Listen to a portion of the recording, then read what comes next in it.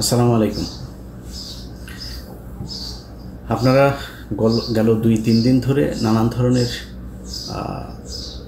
তথ্য, অপতথ্য, গুজব অনেক কিছুই শুনছেন।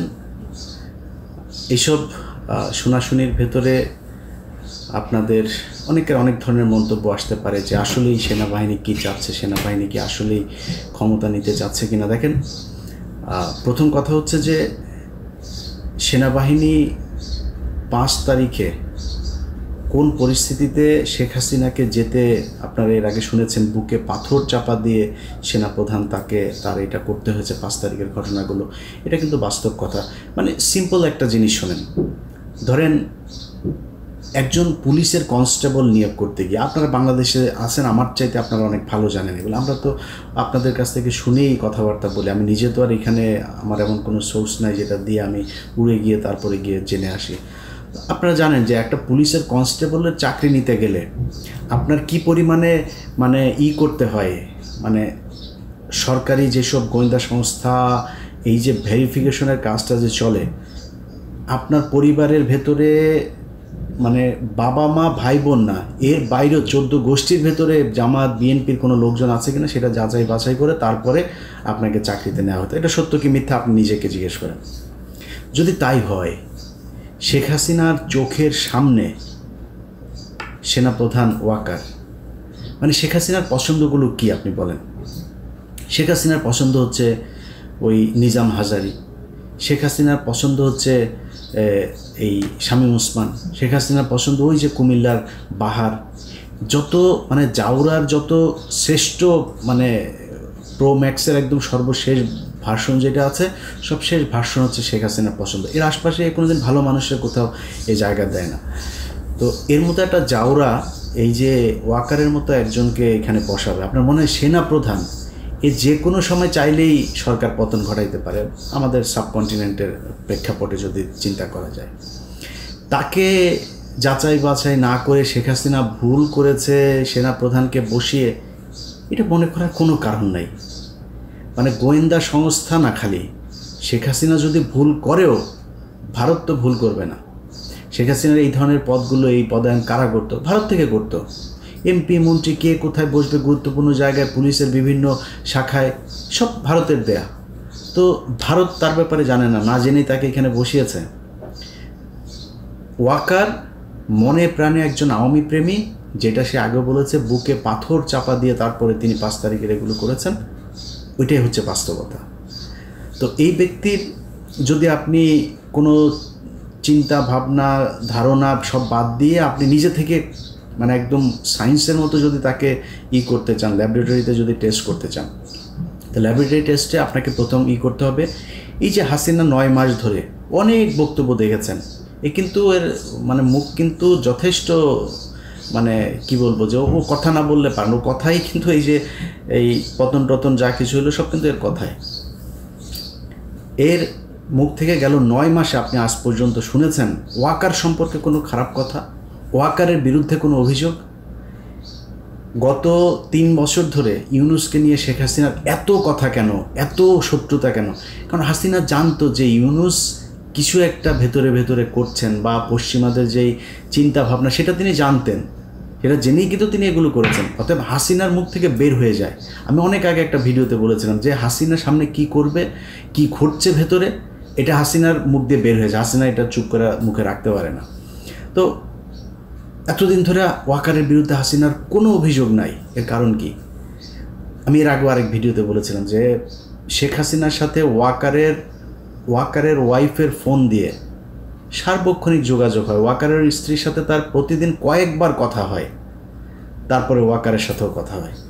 তো এগুলোর যদি নাকি আপনি ওই যেটা বললাম ল্যাবরেটরিতে যদি নাকি আপনি টেস্ট করতে যান, আপনি দেখেন আওয়ামী লীগ যা যা চায় ওয়াকার তা ঠিকঠাক মতো করছে কিনা। 5 তারিখে শেখ হাসিনাকে ওয়াকারের প্রথম কাজ কী ছিল? তারে অ্যারেস্ট করা। সে তো খুনি, তারা অ্যারেস্ট করেছে? করে নাই। এই যে আয়নাঘর থেকে তো সাথে সাথে বের করে দেওয়া দরকার ছিল, লোকজনরা যাইতে দেয় নেই। প্রথমেই তো তার এটা উচিত ছিল যে কোথায় আছে। সে মনে করেন আয়নাঘরের এগুলো খালি জিয়াউল হাসান সব কিছু করেছে, আর কেউ সব ফেরেস্তা। এখন জিয়াউল হাসানকে বানানো হয়েছে হচ্ছে বলির পাঠা। জিয়াউল হাসান মানে যত কিছুই তার বিরুদ্ধে অভিযোগ আছে, আমি জানি না সেগুলোর কতটা সত্য মিথ্যা আমি জানি না, কিন্তু এই লোক ছিল হচ্ছে স্ট্রেট ফরওয়ার্ড লোক। যারা যা বলতো, যারা মেরে ফেলবো তার মেরে ফেলবো, এই টাইপের লোক সে একজন। এখন এদের সাথে তেল দিয়ে চলতে পারেনি, সব দোষ তার ঘাড়ে দিয়ে, সবাই ভালো মানুষ। এখন আপনি যে সেনাপ্রধান হিসেবে ক্ষমতা নিলেন, আপনি জানেন না কিচ্ছু, এই যে গুমটুম হয়েছে, আয়নাঘর, কোনো কিছু জানেন না। তাহলে তো 5 তারিখের সন্ধ্যার ভেতরে সবাইকে ওইখান থেকে বের করে, আপনার ক্যান্টনমেন্টের ভেতরেই তো ছিল এগুলো, আপনি করেননি। এখন পর্যন্ত কি ক্যান্টনমেন্টের ওই আয়নাঘরে আপনার নিয়ে গিয়েছেন? গেলেন কোথায়? গেলেন হচ্ছে র্যাবের একটাতে, তাও সেইটার মানে রেনোভেশন করে তারপরে নানান ধরনের পরিবর্তন এনে তারপরে মানুষকে নিয়ে দেখালেন 6 মাস পরে। 650 মানুষকে আওয়ামী লীগের ক্যান্টনমেন্টে জায়গা দিল কে?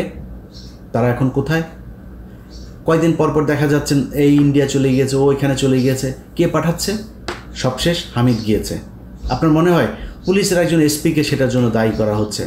এমনকি এসবির যে প্রধান, তার দায় আছে, অবশ্যই তার দায় আছে। সে এসবির প্রধান, নো ডাউট যে সে কখনোই আওয়ামীপন্থী লোক না, সে আওয়ামী লীগের দ্বারা নির্যাতিত লোক, কোনো সমস্যা নেই, কিন্তু তিনি এই দায় এড়াইতে পারবেন না। বাট যদি সব কিছুর উপরেই করা হয়, এখানে 100% আর্মি জড়িত। আর্মিকে বাইপাস করে, আর যদি আরেকজন করতে চায় সেটাও ডক্টর ইউনূস, কিন্তু আর্মিকে বাইপাস করে না, তাদের সমর্থন নিয়েই তারপরে করতে হবে। সো এই ঘটনার সাথে আর্মি জড়িত। এখন পর্যন্ত ধারাবাহিকভাবে মমতাজকে ধানমন্ডি থেকে গ্রেপ্তার করা হয়।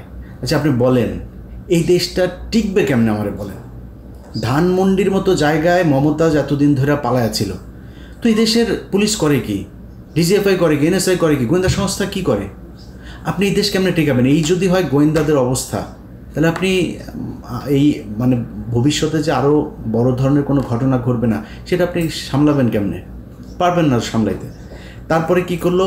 হাসিনার বাড়ি ভাঙবে পোলাপান, ওটা তো বাকশালের আতুর ঘর, ওইখানে বসে এই দেশের যত অপকর্ম সব হয়েছে। এই দুর্নীতি থেকে শুরু করে এই পর্যন্ত এই বাংলাদেশের যত অবক্ষয়, ভারতের যত যোগসাজশ, ভারতকে এই দেশে কাজ করতে দেওয়ার যত কিছু, সব ওই ঘরে বসে হয়েছে। ওইটার পাবলিক টয়লেট বানানো উচিত একদম, মানে লিটারালি। এটার এরকম না যে মানে মানুষ যায় এখন তো হিসু করে, এইভাবে না, বানাই দিতে হবে। পুরুষ মহিলার আলাদা করে মানে বাথরুম বানাইতে হবে, এবং লিখে দিতে হবে বাথরুমের ওইখানে সামনে বড় করে ব্যানার থাকতে হবে, একটু হেগে যান, এটা এই জায়গা হইতে হবে। প্রচণ্ড ঘৃণার একটা স্থান হওয়া দরকার। ওইটা মানুষ ভাঙতে চেয়েছে, জনগণ চেয়েছে, সেনাবাহিনী যায় বাধা দেয়। সেনাবাহিনীর কাজ কি? এদেরকেই করা নাকি? এদের আপনার বাধা দিতে যাইতে বললো কে? এর পরে বাংলাদেশে যত ধরনের 2 দিন পর পর এই যে আমি টেলিভিশন পত্রিকার নাম ধরে বলছি না, ডিজিএফআই থেকে নোট দেওয়া হয়, এটা মাঝখানে বন্ধ ছিল, এই গত কয়েক মাস ধরে আবার শুরু হয়েছে। নোট দেওয়া হয়, এইভাবে নিউজ ছাপতে হবে, ছাপছেন। কীভাবে আপনার এই যে ধর্ষণ চারিদিকে চলছে, এই ধর্ষণগুলোকে আপনার মানে দেখে মনে হয় কি বাংলাদেশের জীবনে কোনোদিন ধর্ষণ হয় না, এমনভাবে এটাকে প্লেস করা হচ্ছে যে বাংলাদেশে ধর্ষণে ছেয়ে গিয়েছে। এই দেশে ধর্ষণের জন্য মানে যে কোনো সময় সরকার পতনের আন্দোলন হইতে হবে, এমন একটা পরিস্থিতি তৈরি করা হচ্ছে।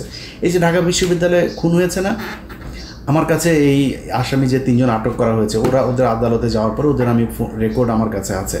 সে রেকর্ডের মধ্যে তারা মানে স্পষ্ট বলছেন, তারা ওইখানে গিয়েছিল, যাওয়ার পরে তাদের সাথে মোটরসাইকেল নিয়ে একটা পক্ষের সাথে গ্যাঞ্জাম হয়েছে।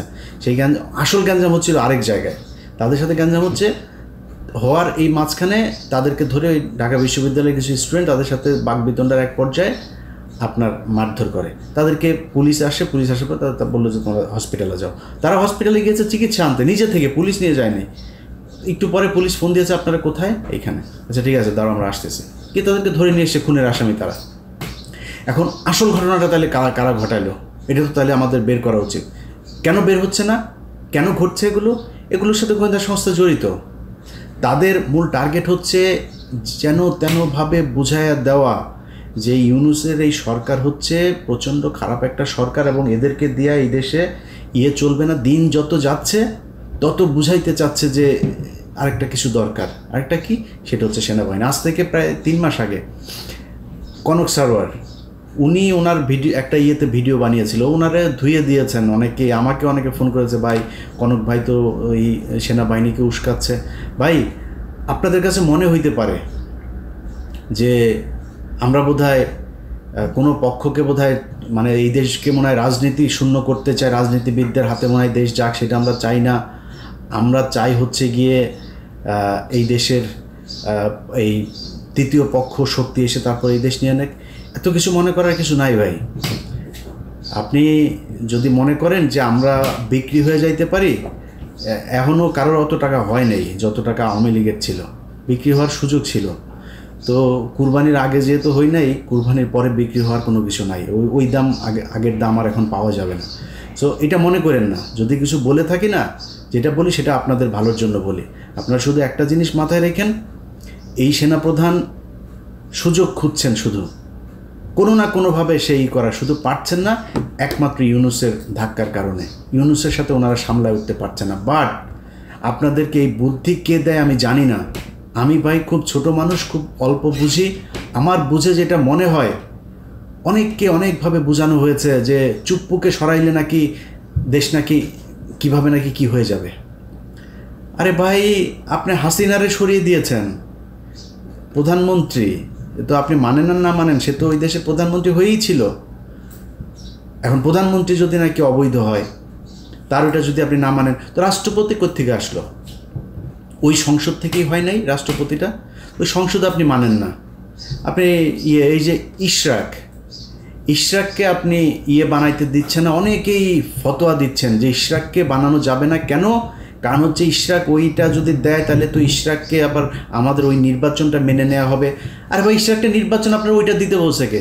ইশরাককে তো মানুষ নামই দিয়েছে জনতার মেয়র, ও এমনিতে যায় বসবে, ওরা আপনার ওই নির্বাচনের হিসাবে দেওয়ার দরকার। অনেক জায়গায় বসাচ্ছেন না লোকজন, আপনি রিটায়ার্ড পুলিশের লোককে আইনে পুলিশের আইজিপি বানাচ্ছেন, কমিশনার বানাচ্ছেন। আর ইশরাকের মতো একজন মানুষকে, আপনি এত জনপ্রিয় একজন মানুষকে আপনি দিচ্ছেন না, আপনার সিটি কর্পোরেশনের মেয়র হইতে দিচ্ছেন না। তো এইসব মানে বানায় নিজেদের ভেতরেই করে। বিএনপি জামাতের ভিতরে বিশাল ফাটল। ভাই আপনি কি মনে করেন যে এই দেশে যদি নাকি ইন্ডিয়া আবার এই দেশের দখল নেয়, কন্ট্রোল নেয়, আপনার মনে হয় বিএনপি বা জামাত কাউকে মানে ছেড়ে দিবে? এটা বিএনপির, ওরা কিছু বলিস না আমাদের লোক, এটা বলবে যে জামাত আমাদের খুব করেছে, আমাদের মাফ করে দিয়েছে, জামাতের ওদের কিছু বলিস না। মনে হয় আপনাদের ভিতরে সুকৌশলে এবং সোশ্যাল মিডিয়াতে, আমি গতকালকে আমার ফেসবুকে একটা পোস্টও করেছে, এই যে নিজুম মজুমদার, যে হারপিক মজুমদার আছে, এই হারপিক মিলে ওদের তো ধরেন সারাদিন কোনো কাজ নেই, এখন ওদের খালি অপেক্ষায় থাকে যে এটা আমরাও ছিলাম এক সময়, যে কখন হাসিনার পতন হবে, ওদের কাজ হচ্ছে ওইটা। বাট আমাদের সাথে যেই জনসমর্থনটা ছিল ওদের সাথে সেই সমর্থনটা নাই। পার্থক্য শুধু এই জায়গাটাতে। ওরা করছে কি, বিএনপির নামে আইডি খুলছে, অমুক উপজেলা যুবদল, অমুক জেলা ছাত্রদল, এভাবে খোলা বিএনপির আবার শিবিরের নামেও খুলছে একইভাবে। বিএনপিকে দিয়ে বলাচ্ছে শিবিরকে, জামাতকে, আবার জামাতকে দিয়ে খালেদা জিয়াকে নিয়েও খুব বিশ্রী ভাষায় কথাবার্তা বলাচ্ছে। বিএনপির লোকজন খেপছে। এই যে দুই পক্ষের মধ্যে মুখোমুখি দাঁড় করিয়ে দেওয়া হয়েছে, দাঁড় করিয়ে দিয়ে বোঝানো হচ্ছে যে তোমাদের জন্য বিএনপির চাইতে আওয়ামী লীগ বেটার একটা প্রতিপক্ষ। আবার বিএনপিকেও বোঝানো হচ্ছে যে তোমাদের জন্য জামাতের চাইতে আওয়ামী লীগ অনেক ভালো, বেটার প্রতিপক্ষ। কারণ জামাত আসলে জামাতের অনেক বেশি জনপ্রিয়তা লাভ করবে, তাদের কাছ থেকে তোমরা কখনো ভোটে জিততে পারবে না। এই যে জিনিসগুলো বুঝায়া যা করা হচ্ছে, সব গোয়েন্দা সংস্থার খেলা। এবং এই গোয়েন্দা সংস্থা কন্ট্রোল হচ্ছে কোত্থেকে? ভারত থেকে। তো যে বিষয়টা নিয়ে ভিডিওটা আজকে করতে এসেছি ভাই, সিম্পল, শুধু নিজে হিসাব মিলান। বিডিআর হত্যাকাণ্ড এই দেশের প্রধান, এই বাংলাদেশকে 15 বছর যে আপনার কন্ট্রোল করলো ভারত, সেটার প্রধান দরজা ছিল হচ্ছে পিলখানা হত্যাকাণ্ড। এই পিলখানা হত্যাকাণ্ডের বিচার কে হইতে দিচ্ছে না? সেনাপ্রধান হইতে দিচ্ছে না। প্রথম আলো, এই দেশের জঙ্গি নাটকের মূল হোতা, সেই প্রথম আলোর সামনে লোকজন গেল জিয়াফত করতে, ওর অফিস ভাঙতেও জানে, কারোর ধাক্কাও নেই, অফিসে গায়েও হাত দেয়নি। আর্মি সরাসরি চলে গেল, পুলিশের আগে আর্মি সেখানে যায় লোকজনের মারলো। একটা ছেলেকে প্রথম আলোর নিচে নিয়ে সেনাবাহিনীর পোশাক পরা লোকজন সেখানে তাকে মারলো। এইসব ঘটনাগুলো কি আপনারা ফালাইতে পারেন না কিছু? আপনারা দেশে এই রাজনীতি মারাইতে আসছেন। আর বেটা ইতে যা, ওই পার্বত্য চট্টগ্রামে যা, পার্বত্য চট্টগ্রাম নাই হয়ে গিয়েছে। পার্বত্য চট্টগ্রামে বাংলাদেশের কোনো দখল নাই। আমার লাস্ট হাসিনুর ভাই আমার ইয়েতে আসছিলেন, উনি যা বললেন আমি অবাক হয়ে গেলাম, আমি নিজেও জানতাম না। সন্ধ্যার পরে আপনি নিরাপত্তা চৌকি উঠায় নিতে হয় সেনাবাহিনীর। সমস্যা তো হয়ই সন্ধ্যার পরে, কাজ অপকর্ম যা হয়, চোরা কারবারি থেকে শুরু করে যত ধরনের জঙ্গিদের হয়, এগুলি তো ওই ইয়ের পার্বত্য চট্টগ্রামের যে জঙ্গি, যেগুলো ভারতীয় জঙ্গি আছে, এগুলো সব রাতেই করবে, রাতে উঠায় নিতে হয় তাদের। ওইখানে আপনি যাদের যেসব করতে হইতো, মানে অবদান রাখতো, যারা কিনা খুব এই বাহিনীতে খুব সুনামের সাথে কাজ করতো, তাদেরকে কিছু অ্যাওয়ার্ড দেওয়া হতো, সেগুলো বন্ধ করে দিয়েছেন। আর্মিকে দিয়ে ভাত খাওয়াচ্ছেন, আপনার ক্যাম্প প্রত্যাহার করে নিচ্ছেন। আপনি ওইখানে যান, আপনার ওইখানে কাজ, আপনি এখানে বসে বসে এই দলের ওই দলের গুতাগুতি আপনার এগুলি করা লাগে কেন? এগুলি করবেন করে তারপরে নিজের বিশাল আকারে নায়ক বানাবেন। আমি একদম ঠিক জেনারেল আজিজের প্রতিচ্ছবি আপনার ভেতরে দেখছি। জেনারেল আজিজ যেভাবে পচেছে আপনি ঠিক একইভাবে পচবেন। আপনি এই ডিজিএফআইয়ের দিয়ে লেখায়া বিভিন্ন গণমাধ্যমে আপনি লেখাচ্ছেন, এটা কইরা আপনি নিজের করতে পারবেন না। আমরা এখনও বেঁচে আছি ভাই, আমাদেরকে কিনতে পারবেন না। ডিজিএফআই ওই টাকা পয়সা দিয়া ওই যে কি বলে ওর নাম কি, ডাক্তার জাহিদ টাহিদ আরও কিছু ইউটিউবাররা আপনারা কিনছেন, মাসে মাসে পে করেন, অন পেমেন্টে এদেরকে দিয়ে আপনারা নিজেদের পারপাস সার্ভ করেন। এটা দিয়ে এগুলি দিয়ে আমাদের কাউন্টার দেওয়া যাবে না ভাই। বাংলাদেশের পুরো টেলিভিশন পত্রিকা মিলে আমাদের কাউন্টার দিতে পারেন। আপনি এই ডাক্তার জাহিদ মাহিদ এগুলি 2 টাকার আপনাদের এই পোশাক কুকুর এগুলির দিয়ে আপনারা আমাদের কাছে আসছেন করতে, এটা দিয়ে হবে? অতএব আমি আর্মিকে বলবো ভাই, আপনাদের সোজা হইতে হবে, শেখ হাসিনার কথা ভুলে যাইতে হবে, আওয়ামী লীগের কথা ভুলে যাইতে হবে, ভারতের কথা ভুলে যাইতে হবে। তাদেরকে এই দেশে আবার ফের পুনর্বাসিত করবেন, এই চিন্তা, এই স্বপ্ন আপনার মন থেকে সরায় ফেলতে হবে। বিডিআরের বিচার করতে হবে, তদন্ত করতে হবে, যারা আছে তাদেরকে ছাড়তে হবে এবং এদের যথাযথ এই ক্ষতিপূরণ দিতে হবে। এই যে পরিবারগুলোকে ধ্বংস করা হয়েছে এগুলোর ক্ষতিপূরণ দিতে হবে। সেনাবাহিনীর যারা যারা এর সাথে জড়িত ছিল তাদের সবাইকে গ্রেপ্তার করতে হবে। ওই ঘরবন্দি, নজরবন্দি, ক্যান্টনমেন্টের ভেতরে আপনাদের আলাদা সেলের মধ্যে রাখা এইসব ধনফোন বুঝায় পাবলিকের লাভ নাই। এদেরকে গ্রেপ্তার করতে হবে এবং সাধারণ আইনে গ্রেপ্তার দেখাইতে হবে, বিচারের মুখোমুখি করাইতে হবে। আপনারা এখান থেকে বের হইতে পারবেন। আমি অন্তত বেঁচে থাকা অবস্থায় আপনি বিডিআরের এটারে নিয়ে মানুষকে যা তা বুঝায় তারপরে আপনি বেঁচে যাবেন, ভারতকে বাঁচাবেন, আওয়ামী লীগকে বাঁচাবেন, আর্মির এইসব কালপিটদের বাঁচাবেন, এটা সম্ভব না। এটা এদেশে হইতে দেওয়া হবে না। সো আপনাদেরকে সিদ্ধান্ত নিতে হবে, আপনারা কি জনগণের বন্ধু হবেন নাকি আওয়ামী লীগের করে তারপরে 2 দিন পর ঘুচুমুচু করবেন এই শাসনের জন্য বাংলাদেশে। আপনার পিছনে জুনিয়র অফিসার যারা আছে তারা এখন খুব অ্যালার্ট। আপনার এই ভেতরের লোকজনই আছে যারা কিনা ওই জায়গায় আর যাইতে চায় না। আর যদি মনে করেন কিছু লোকজন নিয়ে আপনি একটা সিদ্ধান্ত নিয়ে নেবেন, এই দেশের মানুষ ওই জায়গাতে নাই এখন। আপনি মানে খেলার মধ্যে, ক্রিকেট খেলায় দেখেন না, একটা পর্যায়ে যায় একটা দল এমন জায়গায় যায় ওখান থেকে আর উঠতে পারে না। আপনাদের অবস্থা এখন তাই, এখান থেকে ধাপ করে উঠতে পারবেন না। আপনার রান দরকার 3 রান, হাতে আছে 7 উইকেট, এদিকে ওভার আছে আরও 27 ওভার। এখান থেকে আপনি ম্যাচ জিতে আনতে পারবেন আবার ফের ঘুরে, ওটা সম্ভব না। অতএব আপনাদের সিদ্ধান্ত নিতে হবে এটা। আর আমি খুব বিনয়ের সাথে বাংলাদেশের বিএনপি এবং জামায়াত আপনাদের কাছে বলতে চাই, বা ছাত্রদেরকেও বলতে চাই, ভাই আপনাদের ছাত্রদের সাথে খুব খারাপ একটা সম্পর্ক হয়েছিল, নতুন করে তাদের সাথে আমার সম্পর্কটা আবার আমি নিজেই তাদের সাথে শিথিল করেছি, মানে সুন্দর করেছি। অতএব এই সম্পর্কটা তাদের সাথে রাখতে চাই। আপনাদের কাছে অনুরোধ একটা, তাদেরকে আমি এটাই বলেছি যে ভাই এই প্রথম আলো, ডেইলি স্টার, এই ইন্ডিয়া, আওয়ামী লীগ এইসব ফাঁদে পা দেওয়া যাবে না। আপনাদের আমার নিয়ে গালাগালি করেন, আমি কিচ্ছু বলবো না, কিন্তু আমার যখন আপনারা দেখবো আমি প্রথম আলোতে গিয়েছেন তখন ভাই আমার রক্ত এগুলি মানে টকবক করে ফুটতে থাকে, আমি নিজেরা কন্ট্রোল করতে পারবো না তখন। সো এটা তাদেরকে বলা আছে। ছাত্রদেরকেও বলি, ভাই আমারে কারোর ক্ষমতার ভাগ দেওয়ার দরকার না। আমি কারোর কাছে কোনো চেয়ার চাই না, কোনো পদও চাই না, কিছুই চাই না, 1 টাকাও চাই না। যেখানে ছিলাম ওইখানেই আছি, এইখানেই থাকবো। আল্লাহ যেন সারা জীবন ওই জায়গাতে রাখে। আল্লাহর কসম করে বললাম ভাই, এই ভিডিওটা যখন রেকর্ড করছি তার কয়েক মিনিট পরে মাগরিবের নামাজ, এই সন্ধ্যার সময় সবার সামনে আল্লাহর কসম করে বললাম, মৃত্যুর 8 দিন পর্যন্ত এই জায়গাতেই থাকবো ইনশাআল্লাহ। এই দেশের সার্বভৌমত্ব রক্ষায় আমার অনেক ভুল থাকতে পারে, কিন্তু নিজের জানতে আমি আমার নিজের সজ্ঞানে কোনো দিন এই দেশের বিরুদ্ধে অবস্থান নেব না, এটা মনে রাখেন। সো আপনাদের দেশ আপনারা চালাবেন, আপনারা ক্ষমতায় আসবেন, আপনারা বিরোধী দলে যাবেন, যা মনে চায় করেন, কিন্তু এই দেশটা এই দেশের ভেতরেই থাকতে হবে। ভাই চাঁদাবাজি করেন, কোন ছাত্র কার কাছ থেকে টাকা নিয়েছে, কোন বিএনপির লোক কোন জায়গায় চাঁদা নিয়েছে, কোন জামাতের লোক কোন জায়গায় চাঁদা নিয়ে, আমার যায়ও না আসেও না, যা মনে চায় করেন, শুধু টাকা বিদেশে পাঠান না। আর ওই এদের সাথে হাত মেলানো যাবে না। এদের সাথে যে হাত মেলাবেন তারে আমি যখন যেভাবে আগেও বলেছি এখনও, যখন যেভাবে তাকে ন্যাংটা করার সুযোগ পাবো আমি কিন্তু ন্যাংটা করে দেবো। তো ওই জায়গাটা ঠিক রাখেন। আর আপনাদের কাছে সবচেয়ে বড় অনুরোধ যেটা, সেটা হচ্ছে যে আপনারা তো ক্ষমতা চান, তাই না? ক্ষমতা চাইতে হইলে আপনারা যেটা মনে করছেন যে আমরা মনে হয় তৃতীয় কোনো পক্ষকে সুযোগ সুবিধা, না ভাই, আপনার মাথায় রাখতে হবে তারেক রহমান এখনও পর্যন্ত দেশে ফেরে নাই। নিশ্চয়ই দেশে ফেরার মতো পরিস্থিতি হয় নাই, তাই ফেরে। খুব সিম্পল হিসাব, কেন হয় নাই, যেই কারণে হয় নাই সেটা আপনারা নিজেরা চিন্তা করেন। কারা কারা এখনও পর্যন্ত সেই সরকারের এই কি বলে এই আওয়ামী লীগ সরকারের লেসপেন্সার যারা যারা এখনও পর্যন্ত আছে তাদেরকে সরানোর ব্যবস্থা করেন।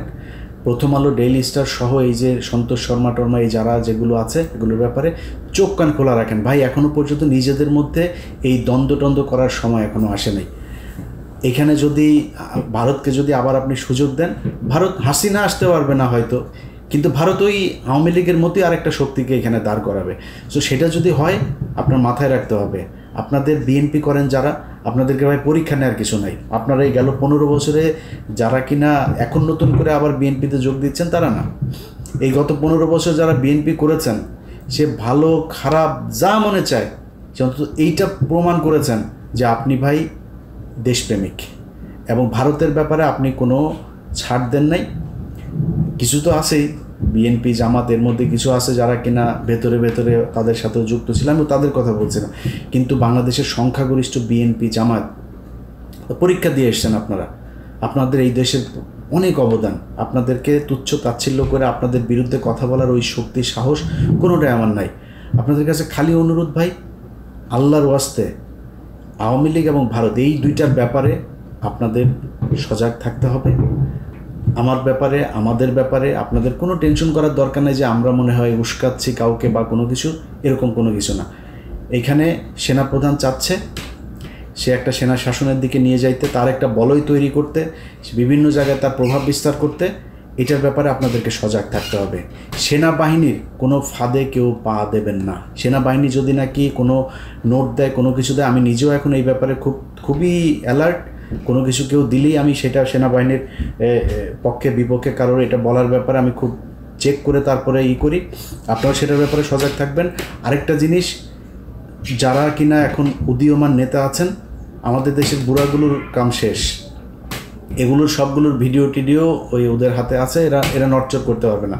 উদীয়মান নেতা যারা আছেন ভাই, সরাসরি বলি, কেউ কিছু মনে করেন না, গার্লফ্রেন্ড আছে, মেয়ে মানুষের সাথে হোটেলে যান, যেখানে যান যাই করেন, আমি ধর্ম ব্যবসা করতে আসি নাই ভাই, এটা করেন না। প্রথম কথা হয়েছে এটা করেন না।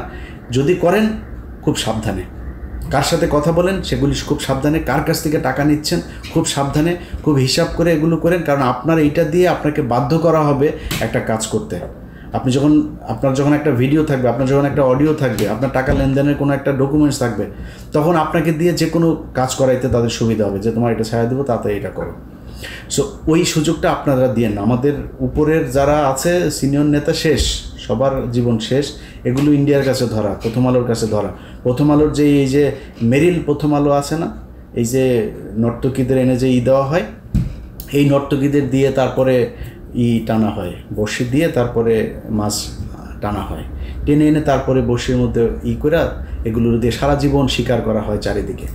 সো এই নায়ক নায়িকা, গায়ক গায়িকা, সুন্দরী মডেল, তারপরে হঠাৎ করে বাসের মধ্যে পরিচয়, সিএনজিতে পরিচয়, ফোন করে ভাইয়া আপনার কাছে দেখেছিলাম, এসব থেকে খুব সাবধানে। এই থেকে যদি সাবধানে না থাকতে পারেন, আপনি জীবনে কোনো দিন এই দেশে রাজনীতি করে আপনার নিজের যে ইচ্ছা, আমার বিশ্বাস অনেক মানুষ আছে, ইভেন আসিফ নজরুলের কথা বলি, আসিফ নজরুল নিজেও দাঁড়াইতে পারে না শুধুমাত্র এই একটা কারণে, সেটা হচ্ছে মেয়ে মানুষের ভিডিও টিডিও এগুলো তার আছে। আমার বিশ্বাস যে আসিফ নজরুল এমন একটা মানুষ, সে কিন্তু সম্মান চায়, সম্মানিত হইতে সুন্দর করে কথা বলেন, তিনি পারেন না, ওই একটাই কারণ। অতএব উদীয়মান যারা আছেন তারা খুব সাবধানে, সামনের সময়গুলো ভাই খুব ক্রিটিক্যাল।